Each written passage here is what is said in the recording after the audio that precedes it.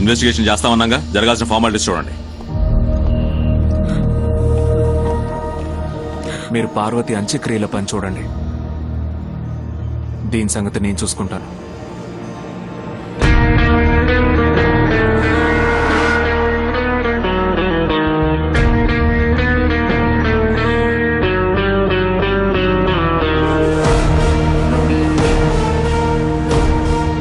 Sir, ఇంత పెద్ద building 8 గేట్లున్నాయి sir. మేమిద్దరమే సెక్యూరిటీ.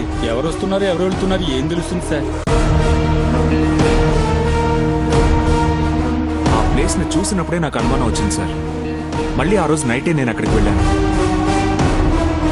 వంచన ద్రోహం చేసింది, మంచికి నీడే కరువైంది, గూడే చెదిరి కాడైంది, గుండె బండైపోయింది.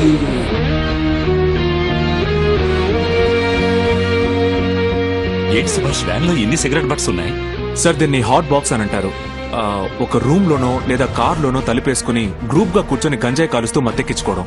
నార్మల్ గా ఎక్కే మత్తు కంటే ఇందులో 4 రెట్లు ఎక్కువ ఉంటుంది. ఈ రోజుల్లో ఈ జనరేషన్ ని పాడు చేసే అలవాట్లలో ఇది ఒకటి.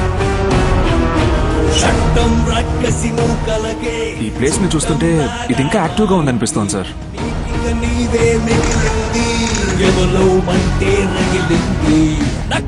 ఆల్రెడీ ఆ ప్లేస్ లో 4 సూసైడ్లు జరిగాయని కృష్ణమూర్తి గారు చెప్పారు కదా. అవును. ఇన్వెస్టిగేట్ చేసిన వాళ్ళని అడిగితే మనకేమైనా తెలియచ్చు. ఉదయం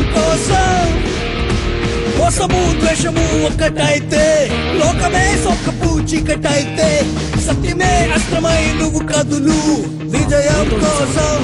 రెడ్ బిల్డింగ్ లో జరిగిన సూసైడ్ కేసు గురించి మీతో మాట్లాడాలి సార్. డ్యూటీ కొత్త, పాత కేసులను గెలుగుతున్నారు. పై ఆఫీసర్లు ఏం చెప్తున్నారో అది మాత్రం చేయండి. సిన్సియర్ గానే ఇన్వెస్టిగేట్ చేశాను సార్. సడన్ గా ఒక రోజు పిలిచి సూసైడ్ అని ఫైల్ చేసి కేసు క్లోజ్ చేయమన్నారు సార్. ఏం జరుగుతుందని ఆలోచించేలోగా ట్రాన్స్ఫర్ చేశారు సార్.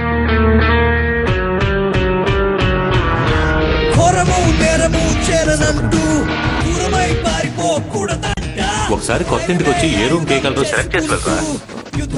సరే, వస్తున్నాను. ఎత్తులు చిత్తులు కత్తిరించే కత్తిగా కొత్తగా సాగిపోరా, అంతరించా. సుభాష్ వచ్చాడు. ఇందులో నుంచి సెలెక్ట్ చేయండి. ఏది ఇలా ఇవ్వండి. ఒక్క నిమిషం. మీరు సారీ, మన రూమ్ ఏ కలర్ బాగుంటుందో సెలెక్ట్ చేయండి. నాకంటే నీకే బాగా తెలుసు, నువ్వే సెలెక్ట్ చేయి.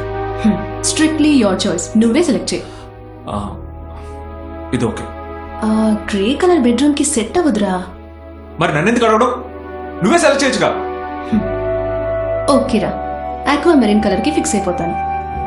భారతి, ఆ షేడ్ కార్డ్ ఇలా ఇవ్వు.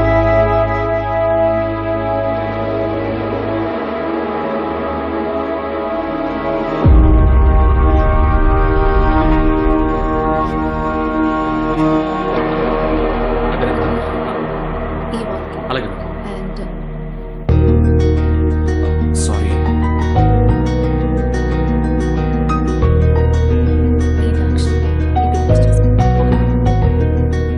గత 5 ఏళ్లలో 6 ఇన్సిడెంట్స్ జరిగాయి. క్రైమ్ జరిగిన ప్లేస్ ని, టైం ని నేను ఇందులో మార్క్ చేసి పెట్టాను. ఆ సమయంలో ఏ నెంబర్స్ యాక్టివ్ గా ఉన్నాయో చూసి చెప్పగలరా? సార్, లాస్ట్ 5 years ట్రాక్ చేయడం కుదరదు సార్. బట్ 2 years అంటే పాసిబుల్. నేను ట్రాక్ చేసి చెప్తాను సార్. Thank you.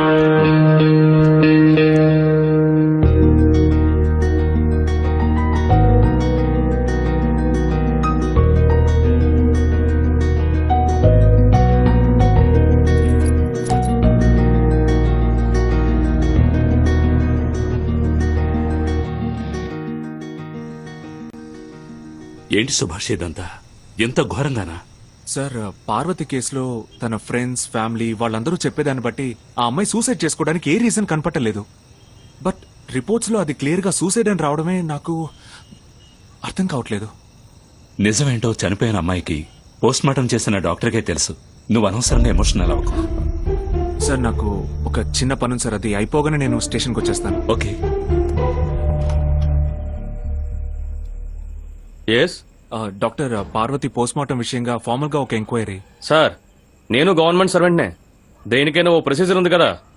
ఏదైనా సరే రేపు హాస్పిటల్కి వచ్చి కలవండి ప్లీజ్. వెళ్ళండి సార్. సారీ.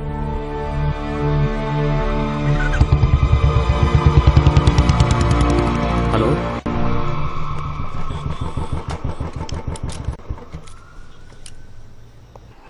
దానికి మనం ఏం చేయగలం?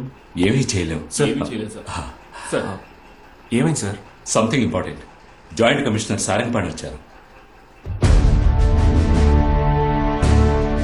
ఏదో ముఖ్యమైన విషయమే అయి ఉంటుంది. సార్ సార్ సుభాష్ కొత్త SI good time Thank you, sir. వస్తా చంద్ర. Okay sir. అది Subhash sir red building suicide S case sir follow చేస్తున్నాను. ఫైల్స్ అన్ని తీసుకోలేదా? Sure sir.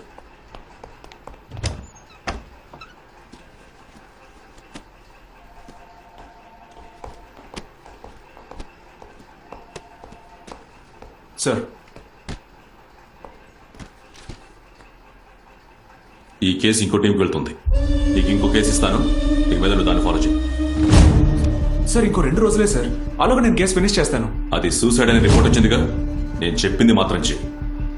ఆహార శాఖ మంత్రికి హత్యా బెదిరింపులు వస్తున్నాయంట, అదేంటో విచారించు. రేపు పొద్దున్నే ఫస్ట్ ఆయన ఇంటికి వెళ్ళిపో. ఏంటి? సార్ ఈ కేసుని ఎవరు ఫాలో చేయబోతున్నారో తెలిస్తే కొన్ని ముఖ్యమైన లీడ్స్ ని వాళ్ళకి పాస్ చేద్దామని. సుభాష్, మీరు ఐపీఎస్ చదువుతున్నారని నాకు తెలుసు. మీరు ఎగ్జామ్ రాసి పాస్ అయ్యి నాకు పై అధికారిగా వచ్చాక నేనేం చేయాలో ఆర్డర్ అయ్యండి, అప్పుడు నేను చేస్తా. ఇప్పుడు నేనేం చెప్తున్నానో అది మాత్రం చాలు. ఈ స్టేషన్ లో మీరు వట్టి ఎస్ఐ, అది మర్చిపోకండి.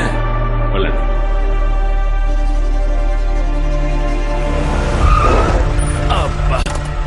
సార్ ఆహార శాఖ మంత్రి ఇల్లు ఎంత పాలిష్ గా ఉందో చూసారా? బియ్యం మూట్ల మీద డబ్బుతో కట్టుంటాడు. అక్కడ కూర్చున్నారు చూసారా? అందరూ చెంచాగాళ్లే, కానీ కిరిగితే ఎంత బిల్డప్ ఇస్తారో చూడండి. గురుగారు ఎలా ఉన్నారు? ఏంటి ఈ మధ్య స్టేషన్ వైపే రావడం లేదు? అన్నింట్లో ఎవడో 10 రోజులుగా రాత్రులు గుడ్లు సురుతున్నాడు. అయ్యో, ఇల్లంతా ఒకటే వాసన సార్. వాడు మా చేతికి చిక్కకుండా తిరుగుతున్నాడు సార్. వాడిని పట్టుకోవడానికి మిమ్మల్ని రమ్మన్నాం సార్. ఏంటయ్యా వెళ్ళిపోతున్నారు? చెప్పండి గోపి. రెడ్ బిల్డింగ్ లో మీరిచ్చిన టైంలో ఒకే నంబర్ 5 సార్లు యాక్టివేట్ అయింది సార్. ఆ నంబర్ డీటెయిల్స్ మీకు మెసేజ్ చేశాను. ఓ థ్యాంక్ యూ. ఎవరు? బార్ బాలాజీయా? నేను 2 టౌన్ క్రైమ్ బ్రాంచ్ ఎస్ఐని మాట్లాడుతున్నా. సందేహంగా ఉందా? రెడ్ బిల్డింగ్ మర్డర్ కేసు విషయంగా మీతో మాట్లాడాలి. రేస్ కోర్స్ గ్రౌండ్ ఇక్కడ will be here for 20 minutes.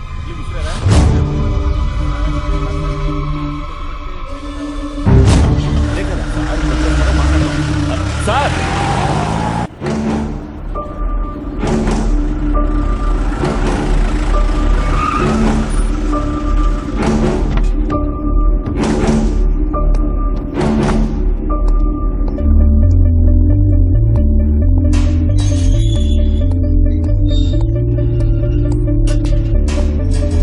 ఎవరు మీరు? ఏం కావాలి? అభిజిత్ రమ్మన్నారు.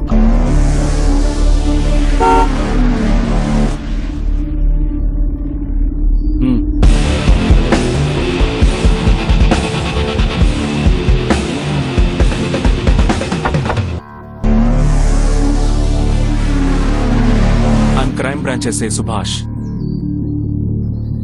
ఏంటి విషయం? రెడ్ బిల్డింగ్ మర్డర్ కేసు విషయంగా మీతో కొంచెం మాట్లాడాలి.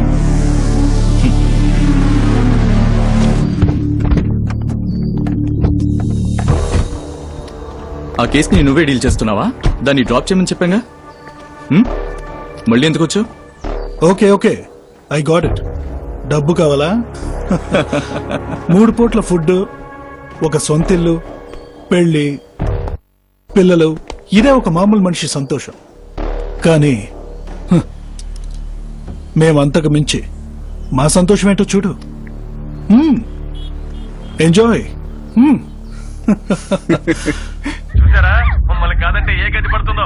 తను ఓకే చెప్పుంటే తను అసలు టచ్ చేసేవాడమే కాదు, కానీ తను ఏడ్చి గోల చేసి చూసావా?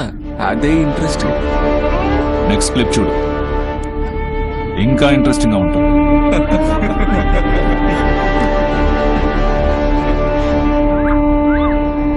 ఎంజాయ్ చేసి చూస్తున్నా ఏంటి?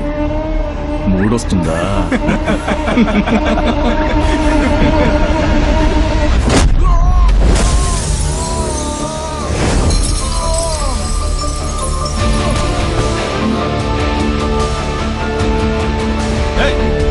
నువ్వేం చేస్తున్నావు నీకు అర్థం అవుతుందా?